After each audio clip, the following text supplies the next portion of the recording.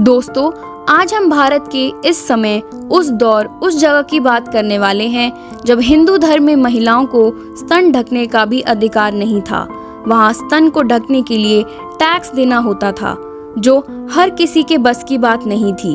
अपने साहस को दिखाते हुए एक महिला ने अपने स्तन को ही काट दिया। हम बात कर रहे हैं नंगेली की। नंगेली का नाम केरल के बाहर शायद किसी ने न सुना हो।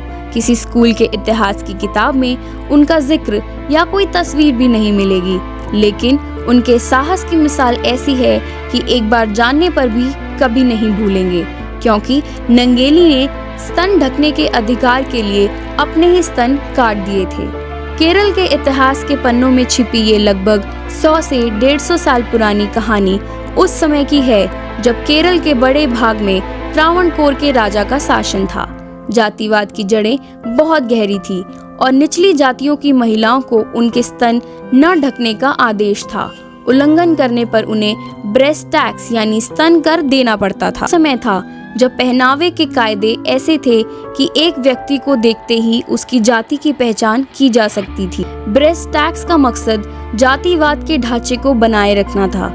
ये एक तरह से एक औरत के निचली जाति से होने की कीमत थी। इस कर को बार बार अदा कर पाना इन गरीब समुदायों के लिए मुमकिन नहीं था। केरल के हिंदुओं में जाति के ढांचे में नायर जाति को शूद्र माना जाता था, जिनसे निचले स्तर पर एडवा और फिर दलित समुदायों को रखा जाता था।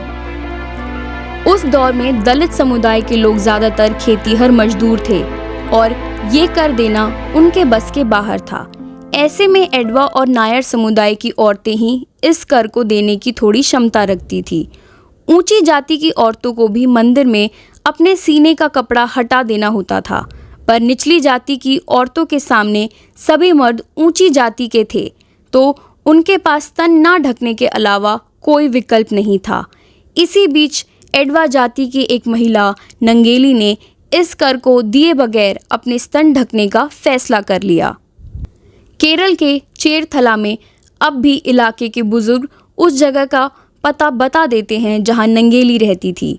कर मांगने आए अधिकारी ने जब नंगेली की बात को नहीं माना तो नंगेली ने अपने स्तन खुद काटकर उनके सामने रख दिए, लेकिन इस साहस के बाद खून ज़्यादा बहने से नंगेली की मौत हो गई।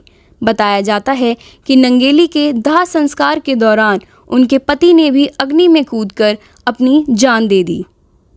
नंगेली की याद में उस जगह का नाम मुलच्छीपुरम यानी स्तन का स्थान रख दिया गया, पर समय के साथ अब वहां से नंगेली का परिवार चला गया है और साथ ही इलाके का नाम भी बदलकर मनोरमा जंक्शन पड़ गया है।